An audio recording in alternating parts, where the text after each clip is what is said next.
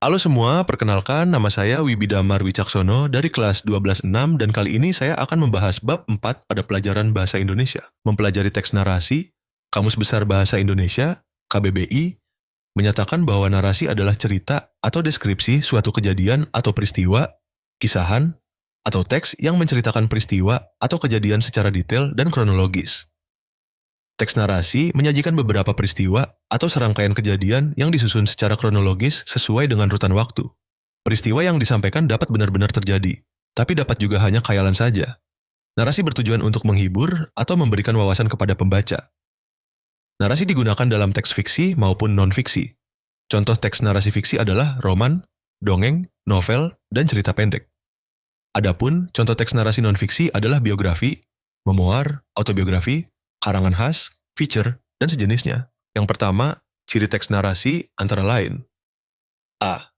Menceritakan kehidupan manusia dengan mengikuti logika tertentu. B. Rangkaian peristiwa yang diceritakan dapat merupakan kisah nyata, imajinasi, maupun gabungan keduanya. C. Cerita memiliki nilai keindahan isi dan penyajian. D. Ada konflik, yaitu pertentangan, kepentingan, kemelut, atau kesenjangan antara harapan dan kenyataan. I. Ada dialog untuk menghidupkan cerita. F. Penyajian pemilihan peristiwanya secara kronologis. Yang kedua, teks narasi dibagi menjadi 3 jenis, yaitu ekspositoris, artistik, sugestif. Berikut ini penjelasannya. A. Narasi ekspositoris, informatif, bertujuan untuk menyampaikan informasi mengenai suatu peristiwa dengan tepat dan jelas, serta dapat memperluas pengetahuan pembaca. Teks narasi ekspositoris menggunakan bahasa yang logis, mengacu pada fakta, dan bersifat objektif. B. Narasi artistik dapat bersifat fiksi maupun non-fiksi. Narasi artistik menceritakan sebuah kisah dengan tujuan menghibur dan memberikan pengalaman yang indah, estetik, kepada pembaca. Misalnya novel, cerpen, atau dongeng yang gesya.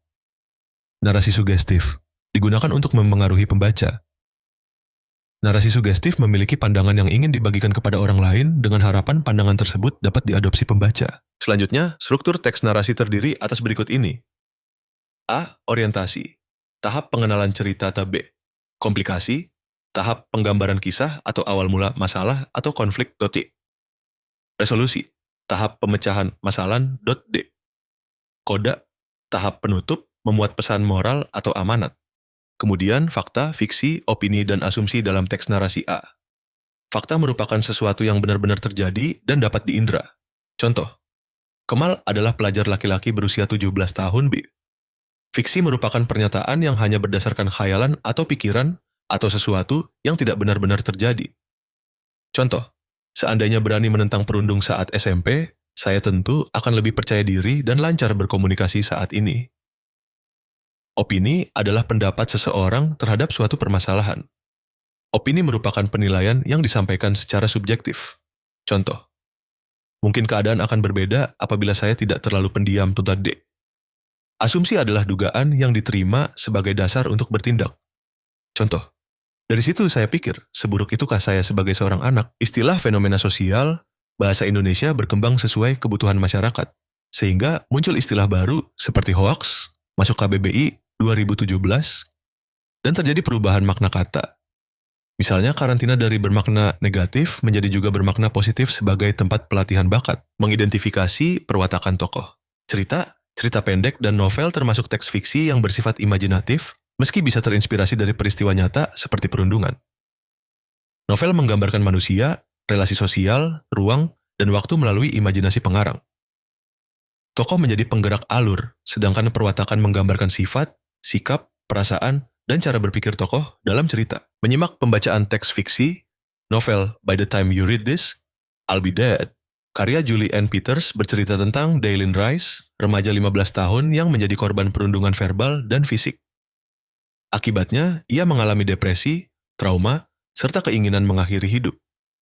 Ia bahkan mendaftar ke situs Through the Light, tempat bagi orang-orang yang ingin bunuh diri tanpa gagal.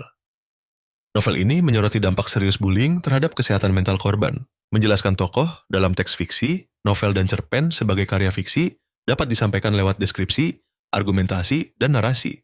Jenis tokoh fiksi, fungsi, protagonis, antagonis, tritagonis, peran, utama, pembantu, figuran. Perwatakan, sederhana, pipih, kompleks, bulat, Cerminan nyata, tipikal, netral. Perkembangan, statis, berkembang. Menulis resensi berdasarkan perwatakan tokoh. Hasil analisis perwatakan tokoh dalam cerita dapat dimanfaatkan untuk menulis resensi novel.